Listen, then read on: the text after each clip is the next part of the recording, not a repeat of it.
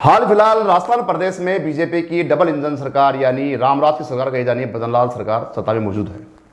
लेकिन हालात जस के तस बने हुए हैं। पहले समस्याएं जो थी हालात वापस होके वो बने हुए हैं। ऐसा इसलिए कह रहा हूं क्योंकि मैं जब फील्ड में जाता हूं और कवर करता हूं जन समस्याओं को, तब कहीं ना कहीं लगता है कि जन समस्याएं ज़्यादा हैं और भजनलाल सरकार के सत्ता जो संभाल रहे हैं उनके बस की बात नहीं रही है। खैर छोड़िए इन बात को। हाल फिलहाल बेरोजगार यूनियन के सदस्य मेरे साथ बैठे हैं, हनुमान किसान, जो लगातार आईटी सेक्टर में अपना एक अहम योगदान निभा रहे हैं। बेरोजगार जो हैं आईटी सेक्टर के, उनके लिए लगातार कोशिश कर रहे हैं। हाल फिलहाल हम उस मुद्दे पे बात करेंगे। कंप्यूटर अनुदेशक की नियमित भर्ती को लेकर ये लगातार आंदोलनरत हैं। पूर्व मुख्यमंत्री से लेकर सीएम तक, प्रियंका गांधी तक ये पहुंच चुके हैं, तमाम लखनऊ तक भी ये जा चुके हैं, लेकिन इनकी सुनवाई आज तक नहीं हुई। हम इनसे जानते हैं कि क्या पूरा मामला है। जो भर्ती कांग्रेस सरकार में निकली थी, सबसे अजीबोगरीब बात यहाँ पे ये सामने आ रही है कि जब बीजेपी विपक्ष में थी तब उन्होंने संविदा कर्मी पर इस भर्ती को दिए जाने के संबंध में विरोध प्रदर्शन किया था। लेकिन हाल फिलहाल इसी बीजेपी सरकार में अब इसको ठेका पे दे दिया गया है, यानी ठेका प्रताप पे दे दिया गया है। हालात बहुत ज़्यादा बिगड़ चुके हैं। एक खास बात हो रही हो कि पूर्व मुख्यमंत्री अशोक गहलोत ने ब्यूरोक्रेसी को पत्र लिखा है इस भर्ती को नियमित करने के लिए। सबसे बड़ा सवाल यहाँ पे खड़ा होता है कि क्या पूर्व मुख्यमंत्री अशोक गहलोत को भजनलाल सरकार में विश्वास नहीं है? इन तमाम सवालों के जवाब हम लेंगे आज हनुमान किसान से, जो हमारे साथ बैठे हैं। हनुमान किसान, सबसे बड़ा तो स्वागत है आपका गोल्डन न्यूज में। जी सर, बहुत बहुत धन्यवाद। हनुमान, लगातार आप प्रयासरत हैं कंप्यूटर अनुदेशक की नियमित भर्ती को लेकर, आंदोलनरत हैं। क्या पूरा मामला है? कब ये भर्ती निकली थी? पूर्व मुख्यमंत्री अशोक गहलोत एक ब्यूरोक्रेसी को पत्र लिख रहे हैं। सबसे विडंबना वाली बात यह है कि बीजेपी सरकार जब विपक्ष में थी तब उन्होंने संविदा पर आरोप लगाए थे, विरोध प्रदर्शन किया था। हाल फिलहाल उसने उससे भी बदतर काम किया है, ठेके पर दे दिया है। क्या कहेंगे इस पर आप? देखिए सर, ये प्रदेश का दुर्भाग्य है, या यूँ कहें कि राजनीति में ऐसी चीज़ों को जो है दरकिनार करना चाहिए। एक राजस्थान में हम चाहे विपक्ष की सरकार हो, चाहे पक्ष की सरकार हो, चाहे केंद्र सरकार हो, चाहे अन्य राज्य की सरकार हो, अभी तमाम जो सरकारें हैं वो आईटी की बात कर रही है, एआई की बात कर रही है, जापान की बात कर रही है, अमेरिका की बात कर रही है, सरकारी स्कूलों में पढ़ने वाले बच्चों को एक कंप्यूटर शिक्षा देने की बात कर रही है कि हम एक अलग ही क्रांति लेके आएंगे, और वो जो आईटी क्षेत्र है उसके बिना संभव नहीं है। कांग्रेस सरकार जैसे ही सत्ता में आई थी पिछली बार, तो आते ही उन्होंने घोषणा की कि हम आईटी क्षेत्र के महत्व को समझते हुए सरकारी स्कूलों में जो बच्चे पढ़ते हैं वो बेचारे कंप्यूटर तक नहीं देख पाते, उनको आप किताबें तो आपने अवेलेबल करवा दी, लेकिन सीधा वो डायरेक्ट एग्जाम देते हैं, उनको पढ़ाने वाला कोई नहीं है। इन सब चीज़ों को देखते हुए पूर्व मुख्यमंत्री अशोक गहलोत जी ने उस समय जब सरकार थी तो 10,157 पदों पर नियमित भर्ती निकाली। क्योंकि कोरोना का समय था, सरकार में कुछ भी रहा होगा, लेकिन सरकार उस समय यही अधिकारी थे। इन अधिकारियों ने एक आदेश पारित किया कि हम जो ये भर्ती है वो संविदा पर निकालने जा रहे हैं। ये मैं बात कर रहा हूँ सर 2019-20 की, जैसे जब विपक्ष में बीजेपी बैठी थी। बिल्कुल सर, बीजेपी सरकार थी। जैसे ही हमारे सामने आए ना, क्योंकि कोरोना का समय था, हमने जो सांकेतिक प्रदर्शन किया, हमने बेसों के सामने बीन बजाने का काम किया। किसान आंदोलन चल रहा था दिल्ली में, किसान आंदोलन में गए, वहाँ हमारे पास ना खाने को कुछ था, ना ऊपर कहीं सोने के लिए कोई टेंट की व्यवस्था थी, हम मिट्टी में सोते थे पूरे। आपने भी खूब कवर किया, मुझे आज भी याद है, तमाम मीडिया ने कवर किया। हम दिल्ली में जाकर किसान आंदोलन के साथ हमने संघर्ष किया। वहाँ के बाद में हमने जो है कांग्रेस के कार्यालय पे गए, कोई सुनवाई जब हमारी नहीं हुई तो लखनऊ में चुनाव थे, हम लखनऊ गए। लखनऊ जाने के बाद में प्रियंका गांधी जी से हमारी मुलाकात हुई, उन्होंने यहाँ के मुख्यमंत्री को कॉल किया और अलग से कैबिनेट मीटिंग हुई केवल इस भर्ती के लिए। और कैबिनेट मीटिंग होने के बाद में प्रदेश के युवाओं को न्याय मिला और 10,157 पदों पर 1 फरवरी 2020 को विज्ञापन जारी हुआ। सर एक चीज और इसमें निकल के आती है कि उस समय विपक्ष की भूमिका क्या थी।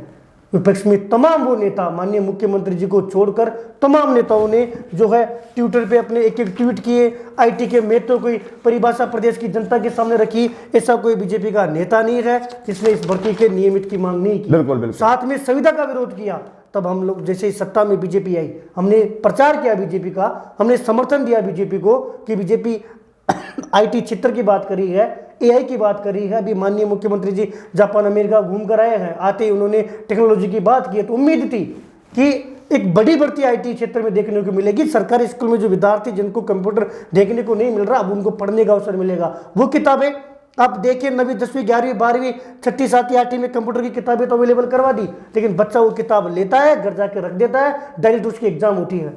सवाल कीजिए कि अर्धवार्षिक परीक्षा में आपने कंप्यूटर का पेपर लिया है, क्या आपने ये अवेलेबल करवाया कि उस स्कूल में कंप्यूटर का मास्टर है कि जब पढ़ाई नहीं तो कहां से देगा? सर मास्टर ही नहीं है। बिल्कुल। और देखिए कि ये नियति है कितनी और करने में कितना बड़ा अंतर है कि बीजेपी सरकार अब इसको ठेके पर लाने की तैयारी कर रही है।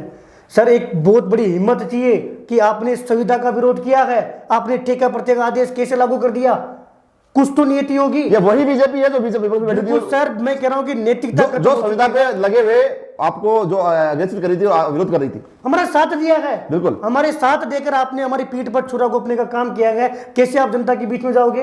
कैसे ये आईटी युवा और लाखों परिवार आपको माफ कर पाएंगे? इसी को लेकर हमने पत्र लेकर अभियान चलाया। 24 दिसंबर 2024 को माननीय मुख्यमंत्री जी के ऑफिस में मिले, वहां हमने ज्ञापन दिया। वहां उन्होंने तुरंत विभाग को एक लेटर लिखा, उस विभाग में कहा कि हम आगामी 30 दिनों में आपको इसका रिप्लाई देंगे, यानी कि 24 जनवरी उसकी टाइमलाइन पूरी हो जाएगी। उसके बाद में बीजेपी कार्यालय गए, प्रदेश अध्यक्ष जी को अपने ज्ञापन दिया, ये चीजें बताई कि साहब आप सोचिए कि ये वो भर्ती है जिसमें विपक्ष भी हमारे साथ था, आप लोगों के साथ की वजह से तो हमें नियमित भर्ती मिली।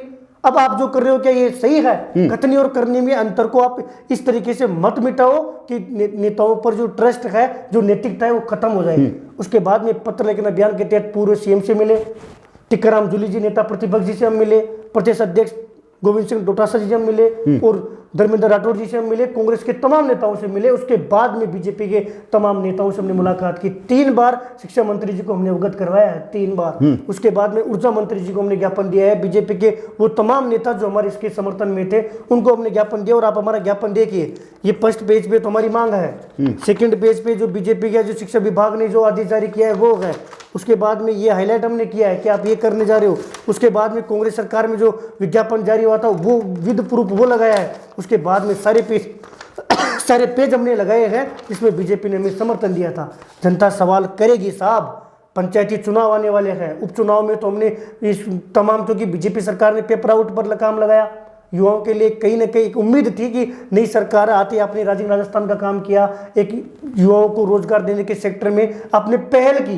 मैं ये नहीं कह रहा कि मैं रोजगार मिला, लेकिन मैं कह सकता हूं आपने कम से कम पहल की। 4 साल है, हम आपको 4 साल और अवसर देंगे, आप अच्छा काम करोगे तो हम रिपीट भी मारने में हम भूमिका निभाएंगे। और इसीलिए हमने उपचुनाव में बढ़ चढ़कर भाग लिया और प्रदेश के युवाओं ने बीजेपी को समर्थन दिया, जिससे उनकी झोली में हमने सीटें डाली है। आगामी समय अगर IT युवाओं को न्याय नहीं मिला तो पिछली बार जो संघर्ष हुआ था उससे भी दुगनी गति से हम संघर्ष करने को तैयार हैं, क्योंकि भारी आक्रोश है। पिछली बार तो सरकार ने कोरोना के बहाने एक आदेश निकालने की तैयारी ही की थी, तभी हम इतना विरोध कर सकते हैं। इस बार तो आपने पीठ पर छुरा घोंपने का काम किया है, ना हम माफ करेंगे ना प्रदेश की जनता माफ। हनुमान, सबसे बड़ा सवाल, एक विडंबना देखिए जो मेरे जहन में आ रहा है कि पूर्व मुख्यमंत्री अशोक गहलोत ब्यूरोक्रेसी को पत्र लिख रहे हैं। देखिए सर, सबसे पहले तो मैं माननीय पूर्व मुख्यमंत्री जी को धन्यवाद दूंगा कि उन्होंने इस बात को समझा कि ये वो उस समय, मैं जब साहब से मिला था तो पूर्व सीएम साहब ने यही कहा था कि उस समय हमने, जब हमारी सरकार थी तब विपक्ष का सम्मान किया, बीजेपी के तमाम नेता इसका विरोध कर रहे थे, हमने उसका भी सम्मान किया और प्रदेश के युवाओं का भी सम्मान किया, और तब जाके 10,157 पदों पर एक ऐतिहासिक भर्ती देखने को मिली।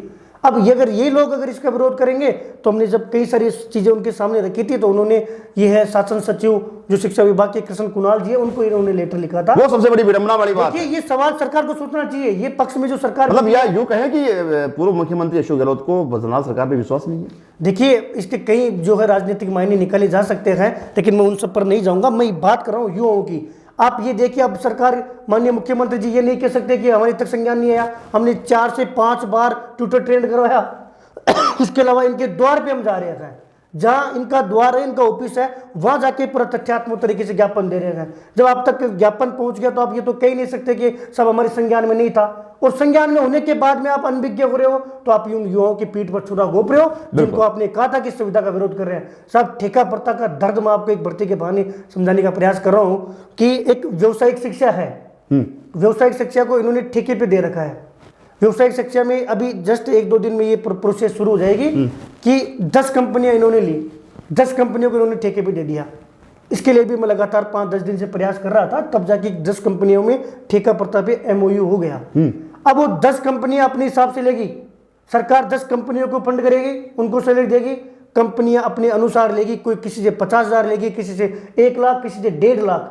16 महीने के आसपास की ये जॉब है ठेके वाली व्यावसायिक शिक्षा में, 10 इसमें ट्रेड है। अब एक स्टूडेंट जाएगा, कंपनी विज्ञापन निकालेगी, जहां मर्जी हुई छोटे से अखबार में विज्ञापन निकाल दिया, और बच्चा उनके पास जाएगा, बच्चे के पास ये केवल डील करेंगे कि भाई 50,000 देगा कि 1 लाख देगा, उसके हिसाब से ये उसको अपने भर्ती में शामिल कर लेंगे। अब 16 महीने के लिए भर्ती है। अब इनके जहां मर्जी होगी कि इसकी 4 महीने सैलरी अटकानी है तो अटकाएंगे, कोई बोलने वाला नहीं है, कोई टोकने वाला नहीं है, ना कोई दावा कर सकता। बिल्कुल सर, इनकी मर्जी होगी कि हम इस बंदे की 8 महीने सैलरी अटकाएंगे तो अटकाएंगे। इनकी मर्जी होगी कि इसको उठाना है, इसको लेना है, तो उसी को ये लेंगे। ये ठेका प्रथा है। सरकार के पास जाते हैं, अधिकारियों से मिलते हैं, अधिकारी कहते हैं कि हमने तो कंपनी को दे दिया, अब आप जानो, कंपनी जाने। कंपनी ने अपना डेकोरम सेट कर रखा है कि सब हमारी जिसकी मर्जी होगी, कोई डॉक्यूमेंट नहीं कि कोई भी डिग्री है, कंपनी ने बोल दिया ये मान्य है तो मान्य है, कंपनी ने बोल दिया हम तुझे नहीं लेंगे तो नहीं लेंगे। इस कदर अगर आप इस आईटी क्षेत्र में ठेका प्रथा लागू कर दोगे तो आप, मुझे ये समझ में नहीं आ रहा कि उन विद्यार्थियों को कौन पढ़ाएगा। वो लैब आज भी बंद है। मैं सरकार से सबसे बड़ा सवाल कर रहा हूं कि अभी आपने द्वार्षिक परीक्षा ली है, आप जांच करवा लो, मुझे एक सिंगल स्कूल बता दो जिसमें आप ये कह सको कि कक्षा 3 से आपकी कंप्यूटर की किताब चल रही है कि 3 से माध्यमिक स्कूल। बहुत बड़ा सवाल यहाँ पे आप खड़ा कर रहे हो। बिल्कुल है नहीं, टीचर ही नहीं है तभी तो आपने। और ये मैं नहीं कह रहा, ये जो विपक्ष में बैठे हुए, जो मंत्री बनकर बैठे हुए हैं, उन्होंने सवाल खड़ा किया था आज से 3 साल पहले। 3 साल पहले तो आपको ये लग रहा था कि आईटी के क्षेत्र में स्कूल में मास्टर ही नहीं है, आईटी का लाखों लोग युवाओं को सरकार धोखा दे रही है। जो बच्चे पढ़ रहे हैं सरकारी स्कूल में, एक उम्मीद लेकर जाते हैं, उनके साथ छल हो रहा है, कपट हो रहा है। और आज आप कह रहे हो कि वो छल कहां गया, वो कपट कहां गया। आप एआई की बात कर रहे हो, टेक्नोलॉजी की बात कर रहे हो, उससे पहले उनको मास्टर उपलब्ध कराओ। जो सरकारी स्कूल में आपने कंप्यूटर लैब बना दी, लेकिन ताला लगा हुआ है साहब। 1 साल पहले आपके बयान थे कि ताला लगा हुआ है। जब आप 1 साल आपने कोई भर्ती नहीं की तो ताला कैसे खुल गया, वो मास्टर अब स्कूल में कैसे मिल गया। इसी को लेकर हम शांतिपूर्ण तरीके से पत्र लेखन अभियान हमारा शुरू है, लगातार निरंतर जारी है। 2 दर्जन से ज्यादा नेताओं से मिल चुके हैं। विधानसभा में भी ये सवाल जो है देखने को मिलेगा प्रदेश की जनता को। मुझे भरोसा है सरकार पर, और मैं माननीय मुख्यमंत्री जी तक मीडिया के माध्यम से, आपके माध्यम से भी ये निवेदन कर रहा हूँ, आज जोड़कर निवेदन कर रहा हूँ, विशेष निवेदन कर रहा हूँ कि आप एक बार इस ज्ञापन को देखिएगा। कथनी और करने में इतना अंतर मत करो कि नेताओं के प्रति जो विश्वास और नैतिकता है वो खत्म हो सके। कल हम ये नहीं कहें कि साहब हमें उम्मीद नहीं, हम नेताओं के द्वार पर जाएंगे ही नहीं, कि इनका ये जो कहते हैं इसके विपरीत इतना मत करो कि साहब भरोसा टूट जाए। अगर ये भरोसा टूट गया ना तो ये लोकतंत्र की हत्या हो जाएगी। फिर कोई भी युवा इनके द्वार पर नहीं जाएगा, चाहे सरकार पक्ष की हो, चाहे विपक्ष की हो, चाहे किसी थर्ड पार्टी की हो। हनुमान, आपने कहा जैसा कि 2 दर्जन नेताओं से मिल चुके हैं आप, कौन कौन से नेता हैं, किन्होंने कहा, क्या आश्वासन रहा आपके, और क्या क्या नजरिया उनका इस भर्ती को लेकर है? देखिए, विपक्ष में तो ये मुद्दा मिल गया। विपक्ष में तो, मगर कम शब्दों में कहूं तो विपक्ष को तो एक मुद्दा मिल गया कि सब हमारी भर्ती थी, ये सरकार ठेके पे कर रही है। लेकिन मैं उस युवा की बात करूं, युवा को मुद्दे से ज्यादा जरूरत है न्याय की कि आपने एक आशा की किरण दिखाई कि साहब हम आपको मावा खिलाएंगे, और मावा खिलाने के बाद में आप उसके पीठ पे छुरा मार रहे हो। युवा बैठे हुए थे कि एक बड़ी भर्ती देखने को मिलेगी, और आपने क्या किया, 836 पर ठेका प्रथा कैसे सहन करेगा। और पक्ष के नेताओं में यह है कि देखिए, लगभग 10+ बीजेपी के नेता और मंत्रियों से मैंने मुलाकात की है। माननीय शिक्षा मंत्री जी 3 बार मुलाकात कर चुके हैं, वो भी ये कह रहे हैं कि हम इसको दिखवा रहे हैं। सीएमआर से भी ये कह रहे हैं कि हमने लेटर लिखवा दिया, दिखवा रहे हैं। स्वयं शासन सचिव जी से हम मिले, वो ये कह रहे हैं कि साहब हमें तो टीचर चाहिए, और आरपीएससी और कर्मचारी चयन बोर्ड जो है पिछले 1 साल का उनका कैलेंडर बुक है, वो कोई एग्जाम ही नहीं करवा सकते, इसलिए हम ठेके पे दे रहे हैं। सब ये जवाब थोड़ी हुआ कि हम एग्जाम नहीं करवा पर इसलिए ठेके पे। तो युवाओं का छलावा हो गया सर। मैं छलावा नहीं, मैं कह रहा हूं पीठ पर छुरा घोंपने का काम किया। इससे ज्यादा अन्याय अगर किसी भी राज्य में हुआ हो कि आपने संविदा का विरोध किया है और आप फिर ठेके पे दे रहे हो, आपकी नैतिकता इसका जवाब देगी। मैं कह रहा हूं सिंगल, अगर जितने भी लोगों ने ट्वीट किया है उनमें से कोई भी ये बयान दे दे कि ये न्याय है, ये तर्कसंगत है, और ये नैतिकता के प्रति अगर आप सकारात्मक बात है कि नहीं साहब ये है, ये तो छोटी सी न्याय की गांव में बड़ा बुजुर्ग कैसे माफ करेगा। ज़्यादा नहीं है, ये 5 ज्ञापन का हम किसी भी बड़े बुजुर्ग जो बीजेपी का कोर वोटर है उनको ये बात समझाएंगे तो वो भी कहेंगे इतना खराब तो सरकार नहीं कर सकती। सरकार में कई राज्य मंत्री से मिले हैं, कैबिनेट मंत्री से मिले, वो ये कह रहे हैं कि यार इतना तो बुरा नहीं हो सकता। उनका साहब देखिए हो रहा है, उन्होंने हमें आश्वासन दिया है, इसलिए हम वेट कर रहे हैं। हमने कोई आंदोलन नहीं किया, कोई बड़ी घोषणा नहीं की, हम द्वार द्वार जा रहे हैं ताकि ये बात नैतिकता की बात है और एक सकारात्मक न्याय की बात है कि किसी को पता नहीं संज्ञान में हो नहीं हो, जैसे संज्ञान में आए तो तुरंत ये आदेश निरस्त होना चाहिए। मुझे पूरा भरोसा है सरकार पर, जिस प्रकार से हम काम कर रहे हैं कि माननीय मुख्यमंत्री जी न्याय करेंगे, और न्याय फिर भी अगर सब कुछ जानने के बाद में भी अनभिज्ञ रहेंगे तो आर पार के संघर्ष करेंगे, और बड़ा संघर्ष होगा। पिछली बार भी पूरे देश ने देखा है, तमाम राज्यों के मीडिया ने कवर किया है, और अन्य जो मुख्यमंत्री थे उन्होंने भी हमें समर्थन दिया। इस बार तो उससे भी ज्यादा संघर्ष होगा। अनुमान 10,157 पदों पर जो भर्ती बता रहे हो आप कंप्यूटर इंडस्ट्री की, उसकी लगातार प्रयासरत हो, तमाम नेताओं से आप मिले, चाहे बात करें विपक्ष की कर ले चाहे पक्ष की कर ले। हाल फिलहाल अब आप अंतिम चरण में हो, क्योंकि बीजेपी सरकार ठेका प्रथा शुरू कर रही है। अब आपसे अंतिम सवाल यह था इस भर्ती को लेकर कि क्या आपकी रणनीति रहने वाली है? देखिए सर, मैं पुनः कह रहा हूं, मैं हर जगह यही कह रहा हूं, बर्दाश्त नहीं करेंगे। 1% भी कोई संभावना नहीं है कि आप ठेका प्रथा दौर हम बर्दाश्त करेंगे। आर पार चाहे हमें जेल जाना पड़े, जान निकल जाए हमारी, लेकिन इस आईटी के क्षेत्र में उन लाखों युवाओं के परिवार को हम जो है इस ठेके प्रथा में नहीं घुसने देंगे। और किसी भी परिस्थिति में, किसी भी स्थिति में हम किसी भी शर्त पर इसको बर्दाश्त नहीं करेंगे। सरकार को इसको नियमित भर्ती ही निकालना पड़ेगा, चाहे वो अभी निकाले समय रहते या हमारे विरोध करने के बाद में निकाले, या फिर युवाओं पर और छुरा गोप ले, हमारे को और जो है चप्पल घिसनी पड़ेगी, संघर्ष करना पड़ेगा, लेकिन न्याय होगा चाहे दिल्ली जाकर बैठना पड़े। जब पिछली बार हम इतना ऐतिहासिक संघर्ष कर सकते हैं तो इस बार तो पिछली बार संविधा का ही ऐतिहासिक संघर्ष कर सकते हैं, तो ठेका प्रथा का तो आप सोच लीजिएगा। आर बार के विधानसभा भी शुरू हो रही है। बिल्कुल निश्चित तौर पर सर हमारे सब चीजें संज्ञान में है। हम लगातार रणनीति भी बना रहे हैं। हम तमाम जो प्रदेश में अलग अलग जिलों से हमने टीम भी बना दी है और ये तमाम नेताओं के पोस्टर भी छपेंगे। तमाम नेताओं ने जिन्होंने हमें संविधा भर्ती का विरोध किया था, इनकी विधानसभा में हम इनका पोस्टर लगाने का काम भी करेंगे कि सब आपने संविधा का विरोध किया था, आपकी नैतिकता कहाँ है, आप जवाब दीजिए जनता को कि आप ठेका प्रथा का कैसे समर्थन कर सकते हैं। चूंकि एक प्रोसेस होता है कि कल इस सरकार ये नहीं कह दे कि सब हमारे पास आप आए नहीं, हमारे तो संज्ञान में नहीं है, इसलिए पत्र लेखन के माध्यम से हाथ जोड़कर इनके हम निवेदन कर रहे हैं, इनके संज्ञान में जो बात है वो डालने का काम कर रहे हैं। बाद में ये नेता ये नहीं कहेंगे मीडिया पे बैठ के कि संदीप जी सवाल खड़ा करे कि साहब आपने ये कहा था और आप ठेके पर कैसे दे रहे हो, तो नेता बैठकर ये नहीं कहे कि मुझे तो इसके बारे में पता ही नहीं है, कल बात करेंगे। यही होता है। बिल्कुल सर, तभी मैं ये काम कर रहा हूँ कि मैं द्वार द्वार जाके 5-7 पेज का ज्ञापन है, इसके साथ में देखिए ऐसा कोई व्यक्ति नहीं है, ऐसा कोई अधिकारी नहीं होगा जो ये कहे कि मेरे संज्ञान में नहीं है। इसलिए हम उनके कानों में डाल रहे हैं क्योंकि बड़ा मुद्दा है और ये नैतिकता का मुद्दा है, ये एक इंसानियत का मुद्दा है। एक ये वादा खिलाफी में इतनी जो है राजनीति नहीं होनी चाहिए कि हमें जो भरोसा है वही टूट जाए। कल जब नेताओं के प्रति अगर ये ठेके पर आ गई तो भरोसा टूट जाएगा। क्यों लोग जाएंगे इनके द्वार पर? क्यों इनकी जो बड़े बड़े भाषण है उन पर भरोसा करेंगे? क्यों इनकी बातों पर भरोसा करेंगे? आपने किस नैतिकता के साथ उन युवाओं का आपने संविधा पर विरोध कर दिया? पूरे देश में मुद्दा उठा था, आईटी के युवा बदनाम हुए हैं। इसको लेकर हमने सर वो संघर्ष किया था कि सोशल मीडिया पे आईटी शब्द डालते हमारे आंसू थे, उसमें मीडिया ने दिखाया, तब जाके हमें वहां पानी पीने के लिए पानी मिला।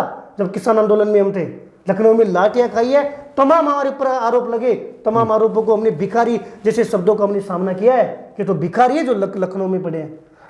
लेकिन जब 10,157 परिवार को न्याय मिला, आधुनिक स्कूलों में 7,000 के आसपास पोस्टें भर गई थी, 3,000 पोस्टें खाली रह गई थी, और 7,000 परिवार आज दुआ दे रहा है और उन बच्चों को कंप्यूटर देखने को मिल रहा है। सरकार फिर पुनः उसी रास्ते पर जाएगी तो हम अपने रास्ते पर जाएंगे, और सरकार अगर इसको ठेके प्रथा को निरस्त करेगी तो हम दिल से स्वागत करेंगे, लाखों युवा स्वागत करेंगे। देखिए कितनी बड़ी विडंबना है कि प्रदेश में 14,000 के लगभग सरकारी विद्यालयों में कंप्यूटर लैब तो बना दिए गए हैं और वहाँ पे बाकायदा कंप्यूटर भी रखवा दिए गए हैं, लेकिन सबसे बड़ी विडंबना वाली बात यह है कि उनको बच्चों को पढ़ाने के लिए वहाँ पे शिक्षक नहीं है। और यहाँ का जो आंदोलनरत युवा है जो मेरे साथ बैठा है हनुमान किसान, वो लगातार 10,157 पदों पर निकली अनुदेशक कंप्यूटर अनुदेशक की नियमित भर्ती को लेकर लगातार मांग कर रहा है। तमाम वादे बीजेपी ने विपक्ष में रहते हुए किए थे, उन पर अब पानी फिरता हुआ नजर आ रहा है। साफ साफ आरोप है बीजेपी की भजनलाल सरकार पर कि कहीं ना कहीं बीजेपी ने युवाओं के साथ देकर छलावा किया है और पीठ में छुरा घोंपने का काम किया है। हाल फिलहाल युवा आंदोलन जो कर रहे हैं उनका एक रणनीति बना ली है उन्होंने, और तमाम प्रदेश के तमाम जो जिले हैं और तमाम इकाइयाँ हैं वहाँ पर रणनीति गठन करते हुए आगे की प्रोसेस जारी है। अब देखने वाली बात यह होगी कि भजनलाल सरकार इस अनुदेशक कंप्यूटर नियमित भर्ती को किस प्रकार देखती है। क्या इनके साथ न्याय होगा या फिर ऐसे ही सरकार आती रहेंगी जाते रहेंगी और युवा यूं ही सड़कों पर चक्कर काटता रहेगा। आज के लिए इतना ही, फिर दोबारा मुलाकात करेंगे, तब के लिए नमस्कार।